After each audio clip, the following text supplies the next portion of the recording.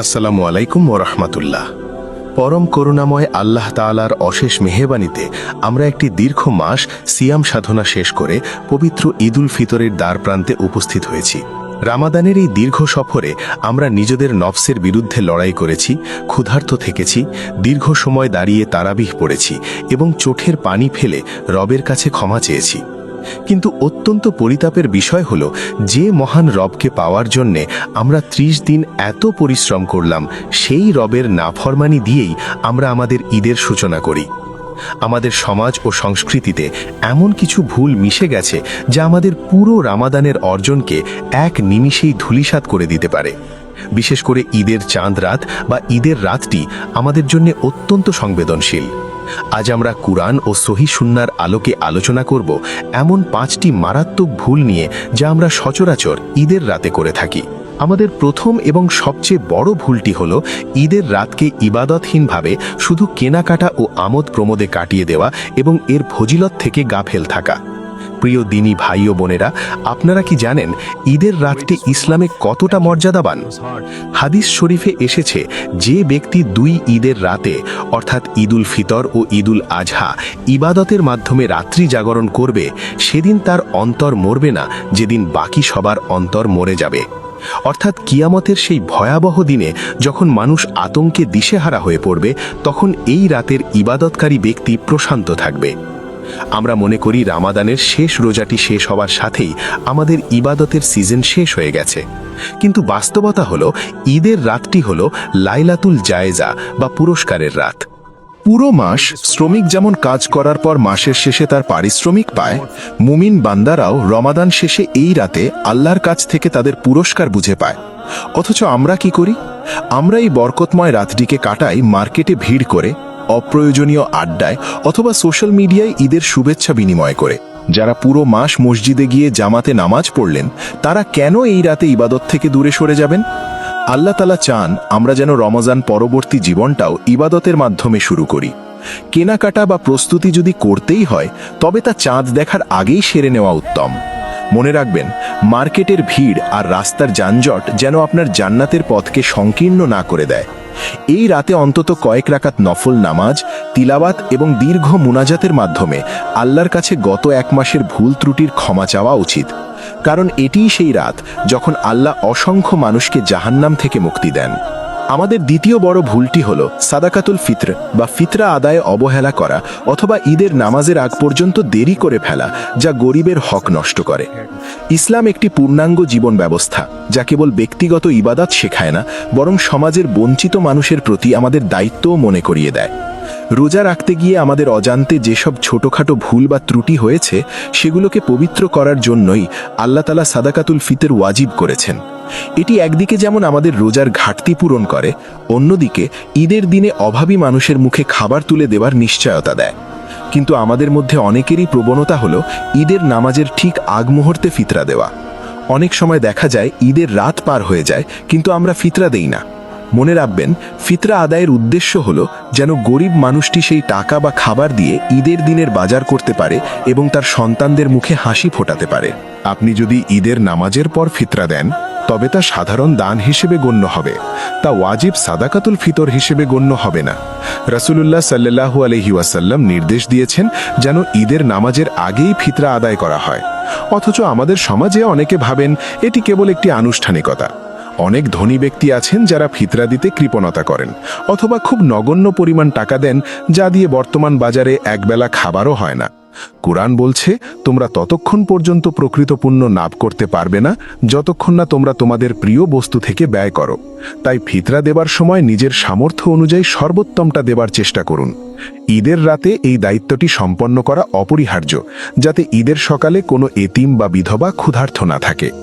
যদি আমরা নিজেরা বিরিয়ানি আর ফিরনি খাই আর আমাদের প্রতিবেশী ক্ষুধার্ত থাকে, তবে সেই ঈদ আল্লাহর কাছে গ্রহণযোগ্য হবে না। তৃতীয় মারাত্মক ভুল, যা বর্তমান সময়ে মহামারীর মতো ছড়িয়ে পড়েছে, তা হলো গুনাহের কাজে লিপ্ত হওয়া, উচ্চস্বরী গান বাজনা করা এবং নারী পুরুষের অবাধ মেলামেশার মাধ্যমে পর্দার বিধান লঙ্ঘন করা। রমাদানের ৩০ দিন আমরা শয়তানকে শিকলবন্দি দেখেছিলাম, কিন্তু ঈদের চাঁদ ওঠার সাথে সাথেই যেন আমরা নিজেরাই শয়তানের শিকল খুলে দেই। অনেক এলাকায় দেখা যায় ডিজে পার্টির আয়োজন করা হয়, বড় বড় স্পিকারে হিন্দি বা ইংরেজি গান বাজিয়ে পাড়া মাথায় তোলা হয়।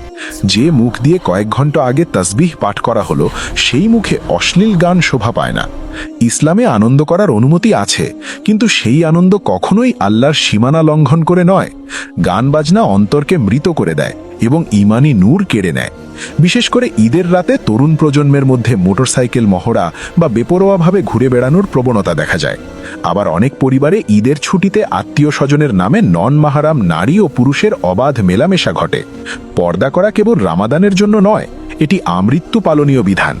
ঈদের আনন্দকে উসিলা করে বেগানা নারীর দিকে তাকানো বা তাদের সাথে আড্ডা দেওয়া কবিরা গুনাহ। আল্লাহ তাআলা পবিত্র কুরআনে মুমিনদের নির্দেশ দিয়েছেন তাদের দৃষ্টিকে অবনত রাখতে। আমরা কি চাই আমাদের এক মাসের কষ্টের ইবাদতগুলো এক রাতের অশ্লীলতার কারণে বাতিল হয়ে যাক? রাসূল সাল্লাল্লাহু আলাইহি ওয়াসাল্লাম বলেছেন, 2 প্রকার শব্দ অভিশপ্ত, তার একটি হলো আনন্দের সময় বাদ্যযন্ত্রের আওয়াজ। তাই নিজের ঘরকে এবং সমাজকে এই পাপাচার থেকে মুক্ত রাখা আমাদের ঈমানি দায়িত্ব। ঈদের পবিত্রতা বজায় রাখতে হলে আমাদের রুচি ও আচরণে ইসলামের প্রতিফলন থাকতে হবে। চতুর্থ ভুলটি হল পোশাক ও সাজসজ্জার ক্ষেত্রে চরম অপচয় করা এবং লৌকিকতা বা অহংকার প্রদর্শন করা। ঈদ মানেই নতুন পোশাক, এটা আমাদের ঐতিহ্যের অংশ হয়ে দাঁড়িয়েছে। কিন্তু এই পোশাক কিনতে গিয়ে আমরা কি আমাদের সাধ্যের বাইরে গিয়ে খরচ করছি না? কোরআন মাজিদে আল্লাহ তাআলা স্পষ্ট করে বলেছেন, নিশ্চয়ই অপচয়কারীরা শয়তানের ভাই। আজকের যুগে ব্র্যান্ডের পোশাক না হলে যেন আমাদের ঈদ পূর্ণ হয় না। হাজার হাজার টাকা খরচ করে এমন পোশাক কেনা হচ্ছে যা হয়তো একবারের বেশি পরা হবে না। অথচ আপনার আশেপাশে এমন অনেক মানুষ আছে যাদের হয়তো একটা পুরনো কাপড়ও ঠিক মতো নেই। এই যে লোক দেখানোর মানসিকতা বা রিয়া, এটি ইবাদতকে ধ্বংস করে দেয়।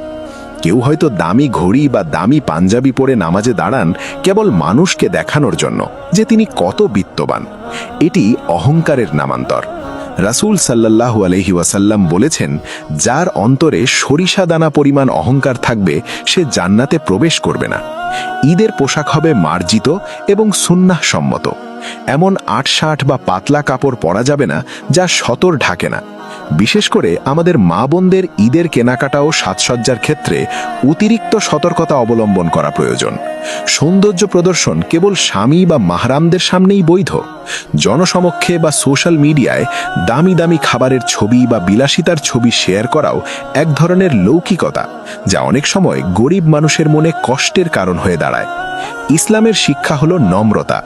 আপনার সামর্থ্য থাকলেও আপনি যদি সাধারণ পোশাক পরে ঈদে বের হন এবং বেঁচে যাওয়া টাকাটা কোনো অসহায়কে দেন, তবে সেটিই হবে আল্লাহর কাছে অধিক প্রিয়। পঞ্চম এবং অত্যন্ত দুঃখজনক ভুলটি হল ঈদের রাতের প্রস্তুতির কারণে এবং রাত জাগার ফলে ফজর বা ঈদের নামাজ জামাতে পড়তে না পারা অথবা অলসতার কারণে নামাজ কাজা করে ফেলা। এটি আমাদের সমাজের এক নির্মম বাস্তবতা। সারা রাত জেগে কেনাকাটা, মেহেদি দেওয়া বা আড্ডা দেওয়ার পর দেখা যায় ফজরের সময় আমাদের আর হুঁশ থাকে না। যখন মুয়াজ্জিন ডাকছেন আসসালাতু খায়রুম মিনান নাউম, তখন আমরা গভীর ঘুমে আচ্ছন্ন। যে ব্যক্তি ইচ্ছাকৃতভাবে এক ওয়াক্ত নামাজ ছেড়ে দিল, সে কুফুরির কাছাকাছি চলে গেল। ঈদের আনন্দ কোনোভাবেই ফরজ ইবাদত ত্যাগের উচিলা হতে পারে না। ফজরের নামাজ পড়া যতটা গুরুত্বপূর্ণ, ঈদের নামাজ পড়া তার চেয়ে কম নয়, যা অনেকের মতে ওয়াজিব। কিন্তু আমরা দেখি ঈদের জামাতে মানুষ অনেক দেরি করে আসে অথবা ঘুমের কারণে প্রথম জামাত ধরতে পারে না। অনেকে আবার ঈদের দিন এতটাই আনন্দে মেতে থাকেন যে জোহর বা আসরের নামাজের কথা ভুলেই যান। মনে রাখবেন, আল্লাহ আমাদের সৃষ্টি করেছেন কেবল তার ইবাদতের জন্য। আনন্দ বা উৎসব জীবনের একটি ক্ষুদ্র অংশ মাত্র। যদি আপনার ঈদের রাত জাগরণ আপনার ফজরের নামাজকে নষ্ট করে দেয়, তবে সেই রাত জাগা আপনার জন্য হারাম। রাসূল করিম সাল্লাল্লাহু আলাইহি ওয়াসাল্লাম এবং সাহাবায়ে কেরাম ঈদের দিনেও ইবাদতের ব্যাপারে আপোষহীন ছিলেন। তারা ঈদের দিন বেশি বেশি তাকবীর পাঠ করতেন এবং আল্লাহর শুকর আদায় করতেন। আমাদের উচিত নিজেদের ঘুমের রুটিন এমনভাবে সাজানো যাতে কোনোভাবেই ফরজ নামাজ ছুটে না যায়। ঈদের দিন শয়তানের বড় চাল হলো মানুষকে ইবাদত থেকে দূরে সরিয়ে দেওয়া। তাই আমাদের অত্যন্ত সতর্ক থাকতে হবে। পরিশেষে বলতে চাই, ঈদ মানে কেবল সেমাই খাওয়া বা নতুন কাপড় পরা নয়। ঈদ মানে হলো মহান রবের প্রতি কৃতজ্ঞতা প্রকাশ করা, যিনি আমাদের রমজান পাওয়ার তৌফিক দিয়েছেন।